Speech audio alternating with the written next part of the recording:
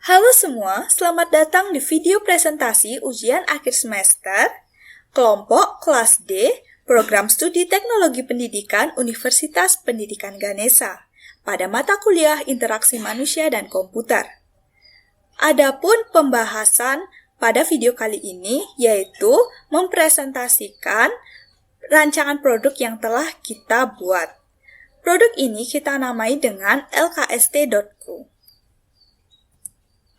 Adapun biodata penyaji materi, yaitu saya sendiri, Niputu Listia Devi, NIM 19110211029. Yang kedua, EKF Situmorang, NIM 19110211035. Dan yang ketiga, Nikadek Kristia Dewi, NIM 19110211046. Baiklah, kita masuk pada latar belakang kenapa aplikasi lkst.co dibuat. Adapun beberapa hal yang mendasari dibuatnya perancangan aplikasi ini, yaitu yang pertama, sistem pembelajaran online atau daring. Seperti yang kita ketahui bersama, adanya pandemi COVID-19 menyebabkan pembelajaran yang awalnya berlangsung secara tatap muka berubah menjadi online atau daring. Yang kedua, guru dan siswa TK masih beradaptasi dengan kondisi. Kondisi yang dimaksud di sini yaitu sistem pembelajaran online atau daring yang dilaksanakan secara mendadak akibat pandemi. Yang ketiga, media pembelajaran yang digunakan tidak bervariatif. Poin ketiga ini diakibatkan oleh poin nomor 2. Dan yang keempat, media pembelajaran online untuk TK masih minim.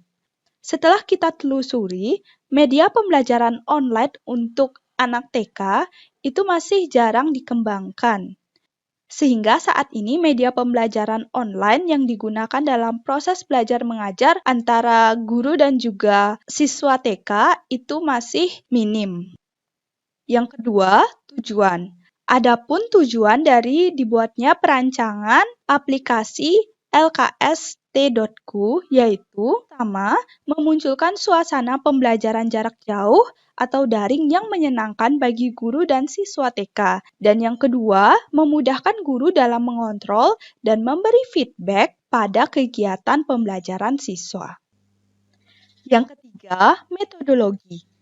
Pada bagian ini, kita menggunakan metode UCD. Adapun alur metodologi penelitian yaitu mulai, mengumpulkan informasi atau data, menentukan konteks pengguna, menentukan persyaratan pengguna dan organisasi, solusi desain produk, evaluasi desain terhadap kebutuhan pengguna, dan selesai. Baik, di sini saya akan menjelaskan tentang metodologi, yaitu mengumpulkan informasi ataupun data. Ada beberapa pertanyaan yang telah kami buat. Yang pertama, apakah Anda mengalami kesulitan dalam melaksanakan pembelajaran selama daring? Yang kedua, apakah Anda merasakan adanya kemerosotan belajar pada siswa selama pembelajaran daring? Yang ketiga, apakah Anda mengalami keluhan dari orang tua siswa mengenai anak mereka dalam hal pembelajaran?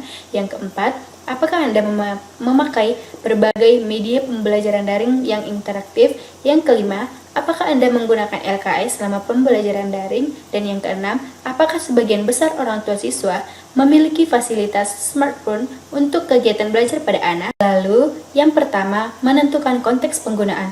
Pengguna aplikasi yaitu guru dan siswa TK. Aplikasi ini dapat memberikan pembelajaran online yang interaktif. Penggunaan aplikasi dapat memotivasi siswa untuk belajar serta memudahkan guru dalam mengontrol dan memberi feedback pada kegiatan belajar siswa. Yang kedua, menentukan persyaratan pengguna dan organisasi. Persyaratan pengguna dan organisasi ditentukan berdasarkan pada kuesioner tertutup dan diisi oleh guru dan juga termasuk kepala sekolah. Adapun hasil dari pertanyaan yang pertama, 25 responden dan 30 responden mengalami kesulitan dalam melaksanakan pembelajaran selama daring, sedangkan 5 responden lainnya tidak. Dan yang kedua, 21 responden dan 30 responden merasakan adanya kemerosotan belajar pada siswa selama pembelajaran daring, sedangkan 9 responden lainnya tidak. Dan yang ketiga, 10 responden Dari 30 responden mengalami adanya keluhan dari orang tua siswa mengenai anak mereka dalam hal pembelajaran, sedangkan 11 lainnya tidak mengalami. Yang keempat, 10 responden dari 30 responden menggunakan berbagai media pembelajaran daring interaktif, sedangkan 20 responden lainnya tidak. Kelima, 16 responden dari 30 responden menggunakan LKS selama pembelajaran daring, sedangkan 14 lainnya tidak menggunakan. Dan yang keenam, 23 responden dari 30 responden mengatakan bahwa sebagian besar orang tua siswa memiliki fasilitas smartphone untuk kegiatan belajar anak, sedangkan 7 responden lainnya tidak menggunakan. Dan yang ketiga, solusi desain produk. Mengembangkan sebuah aplikasi media pembelajaran LKST.Go untuk guru dan siswa pada jenjang pendidikan TK. Setelah itu dilakukan perancangan dan pembuatan prototipe aplikasi LKST.Go. Dan yang keempat, evaluasi desain terhadap kebutuhan pengguna, memberikan kesempatan kepada pengguna yaitu guru dan siswa untuk mencoba aplikasi LKST.Go. Setelah mencoba aplikasi tersebut, pengguna akan memberi feedback berupa penilaian terhadap produk. Yang keempat, navigasi. Dalam navigasi terdapat fitur di antaranya yaitu login, dengan keterangan menampilkan login untuk administrator berupa username dan password. Register, menampilkan halaman untuk mendaftar pada aplikasi. Choosing, menampilkan halaman untuk memilih akan bergabung sebagai guru atau siswa. Menu utama guru, menampilkan halaman utama bagi pengguna sebagai guru. Class teacher, menampilkan halaman mengenai aktivitas apa saja yang dapat dilakukan oleh pengguna sebagai guru. LKS guru, menampilkan halaman yang memuat beberapa LKS yang dapat dipilih oleh pengguna sebagai guru. Tugas guru, menampilkan halaman mengenai tugas yang dapat diberikan pengguna sebagai guru kepada pengguna sebagai siswa, melihat dan memberi feedback pada tugas yang telah selesai dikerjakan oleh siswa. Kuis guru, menampilkan halaman mengenai kuis apa saja yang bisa dimainkan dan hasil dari kuis yang sudah dimainkan oleh pengguna sebagai siswa. Selanjutnya, terdapat fitur aktivitas siswa, menampilkan aktivitas apa saja yang telah dilakukan oleh masing-masing pengguna sebagai siswa dalam aplikasi. Chat guru, menampilkan halaman yang memuat kontak guru lainnya dan siswa yang dapat dihubungi via chat. Searching class, menampilkan halaman pencarian kelas bagi pengguna sebagai siswa. Choose class, menampilkan halaman untuk memilih kelas bagi pengguna sebagai siswa. Enroll, menampilkan halaman untuk bergabung pada kelas yang sudah dipilih sebelumnya pada Choose Class oleh pengguna sebagai siswa. Halaman utama siswa, menampilkan halaman utama bagi pengguna sebagai siswa dan mengenai aktivitas apa saja yang dapat dilakukan oleh pengguna sebagai siswa. LKS siswa, menampilkan halaman yang memuat beberapa LKS yang dapat dipilih oleh pengguna sebagai siswa untuk dipelajari. Tugas siswa, menampilkan halaman mengenai tugas yang harus dikerjakan dan tugas yang telah selesai dikerjakan. Kuis siswa, menampilkan halaman mengenai kuis yang dapat dimainkan oleh pengguna sebagai siswa. Chat siswa, menampilkan halaman yang memuat kontak guru dan teman yang dapat dihubungi via chat. Selanjutnya, yaitu latar belakang desain. Dapat dilihat di sini merupakan desain tampilan awal dari aplikasi LKST.Go. Yang pertama, warna. Warna yang digunakan pada rancangan aplikasi ini yaitu warna-warna cerah. Hal ini bertujuan untuk menarik minat pengguna, khususnya yaitu siswa TK, agar berminat untuk belajar menggunakan aplikasi ini. Yang kedua, background. Pada desain ini terdapat gambar anak-anak kecil. Hal ini sesuai dengan salah satu target pengguna, yaitu siswa TK. Selain itu, terdapat pula gambar lingkungan siswa TK untuk bermain, yaitu di taman dan terdapat pelangi. Hal ini menggambarkan bahwa mereka menyukai hal yang menyenangkan, ceria, dan interaktif. Begitu pula dengan aplikasi ini. Aplikasi ini didesain sedemikian rupa untuk memberikan kesan yang menyenangkan, ceria, dan interaktif dalam melaksanakan proses pembelajaran secara online. Yang ketiga, tata letak. Di sini kami meletakkan fitur-fitur pada tempat yang mudah dijangkau, sehingga memudahkan pengguna dalam mengoperasikan aplikasi LKSD.Q. Yang keempat, jenis huruf dan ukuran. Jenis huruf yang kami gunakan yaitu Arial, dengan ukuran huruf yang paling besar 36 dan yang paling kecil 24. Dengan begitu, pengguna akan mudah untuk membaca setiap teks yang terdapat dalam aplikasi ini. Yang kelima adalah produk. Halaman ini adalah halaman awal dari aplikasi LKSD.Q. Pada halaman ini, pengguna dapat mengoperasikan login jika sudah memiliki akun dengan mendaftarkan diri atau melakukan registrasi pada sign up. Terdapat pula tombol help untuk membantu pengguna dalam mengoperasikan aplikasi ini. Lalu pada gambar yang kedua, halaman ini memiliki halaman login dari aplikasi LKSD.Q. Untuk melakukan login, pengguna harus memiliki akun dan password terlebih dahulu. Jika username atau password yang dimasukkan salah, maka akan muncul keterangan berwarna merah. Lalu pada gambar yang ketiga, halaman ini adalah halaman sign up. Pengguna yang belum memiliki akun pada aplikasi LKSD.Q terlebih dahulu mendaftarkan diri pada halaman ini dengan cara memasukkan nama, username, password, dan konfirmasi password. Lalu, pada gambar yang keempat, halaman ini adalah halaman coaching, di mana pengguna dapat memilih akan masuk sebagai guru ataupun siswa dalam menggunakan aplikasi LKSD.Q. Lalu, pada gambar yang kelima, halaman ini adalah halaman utama pada guru. Pengguna yang memilih masuk sebagai guru dapat mengontrol aktivitas siswa yang tergabung dalam masing-masing kelas yang tersedia pada aplikasi LKSD.Q. Dan pada gambar yang keenam, halaman ini adalah halaman kelas teacher. Pengguna yang memilih masuk sebagai guru dapat mengakses LKS, membuat dan melihat tugas siswa, memantau kuis yang dimainkan oleh siswa dan aktivitas siswa, serta menghubungi guru lainnya dan siswa via chat. Terdapat pula tombol help untuk membantu guru sebagai pengguna untuk mengoperasikan aplikasi ini.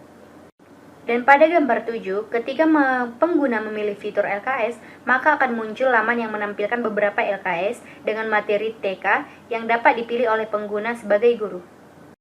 Dan pada gambar yang ke-8, ketika pengguna memilih fitur tugas, maka akan muncul laman yang menampilkan pilihan beri tugas untuk memberi siswa tugas, dan tugas siswa untuk melihat tugas yang dikerjakan oleh setiap siswa dalam kelas tersebut.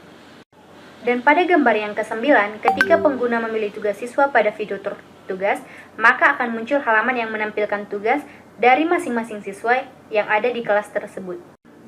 Lalu pada gambar yang ke-10, ketika pengguna sebagai guru memilih fitur kuis, maka akan muncul laman yang menampilkan kuis apa saja yang bisa dimainkan oleh pengguna sebagai siswa yang sesuai dengan jenjang pendidikan TK. Nah, selanjutnya yaitu gambar yang ke-11, yaitu merupakan fitur aktivitas siswa. Nah, ketika pengguna sebagai guru memilih fitur aktivitas siswa, maka akan muncul laman yang menampilkan aktivitas yang dilakukan oleh masing-masing siswa di dalam kelas tersebut. Selanjutnya yaitu gambar yang ke-12, yaitu mengenai fitur chat. Ketika pengguna memilih fitur chat, maka akan muncul laman yang menampilkan pilihan untuk menghubungi guru lainnya atau siswa pada kelas yang sudah dipilih oleh pengguna sebagai guru. Selanjutnya, yaitu gambar yang ke-13. Nah, pada halaman ini adalah halaman searching kelas pada siswa. Pengguna yang memilih masuk sebagai siswa dapat mencari kelas yang tersedia pada aplikasi LKSD.Q sesuai dengan instruksi dari guru masing-masing. Selanjutnya yaitu gambar yang ke-14. Nah, halaman ini adalah halaman kos kelas pada siswa yang menampilkan pilihan kelas untuk siswa pilih sesuai dengan instruksi dari guru masing-masing. Selanjutnya yaitu gambar yang ke-15. Nah, pada halaman ini adalah halaman enroll pada siswa. Pengguna sebagai siswa akan bergabung pada kelas yang sudah dipilih dengan melakukan enroll. Selanjutnya yaitu gambar yang ke-16. Nah, halaman ini adalah halaman utama pada siswa yang menampilkan menu untuk kelas yang telah dipilih sebelumnya dan terdiri atas 4 pilihan. Yang pertama yaitu LKS, yang kedua tugas, yang ketiga kuis, dan yang terakhir chat. Terdapat pula tombol help untuk membantu pengguna sebagai siswa dalam mengoperasikan aplikasi ini atau aplikasi lkst.go. Selanjutnya yaitu gambar yang ke-17 yaitu merupakan fitur LKS. Nah, ketika pengguna memilih fitur LKS, maka akan muncul halaman atau laman yang menampilkan beberapa LKS dengan materi TK yang dapat dipilih oleh pengguna sebagai siswa. Selanjutnya, yaitu gambar yang ke-18 merupakan fitur kuis. Nah, ketika pengguna memilih fitur kuis, maka akan muncul laman yang menampilkan beberapa kuis yang sesuai untuk jenjang siswa TK yang dapat dipilih oleh pengguna sebagai siswa tersebut. Selanjutnya yaitu gambar yang ke-19 atau gambar yang terakhir yaitu merupakan fitur chat. Nah, ketika pengguna memilih fitur chat, maka akan muncul laman yang menampilkan pilihan untuk menghubung guru atau teman pada kelas yang sudah dipilih oleh siswa tersebut. Nah, selanjutnya akan dilanjutkan oleh rekan saya. Baiklah, untuk poin berikutnya akan saya lanjutkan. Keenam, evaluasi. Di sini kami menggunakan heuristic evaluation atau evaluasi heuristik oleh Jacob, Nielsen, and Rolf Molich. Heuristic evaluation atau evaluasi heuristik adalah metode untuk menyusun kritik sistem menggunakan seperangkat heuristik yang relatif sederhana dan umum. Evaluasi heuristik dapat dilakukan pada spesifikasi desain sehingga berguna untuk mengevaluasi desain awal, tetapi juga dapat digunakan pada prototype, storyboard, dan sistem yang berfungsi penuh. Adapun bagian-bagian dari evaluasi heuristik yaitu yang pertama, visibilitas status sistem. Pengguna diberitahu tentang apa yang terjadi melalui umpan balik yang sesuai dalam waktu yang wajar. Kedua, kesesuaian antara sistem dan dunia nyata. Sistem harus berbicara dalam bahasa pengguna, dengan kata-kata, frasa, dan konsep yang akrab bagi pengguna, bukan istilah yang berorientasi sistem. Ketiga, kontrol dan kebebasan pengguna.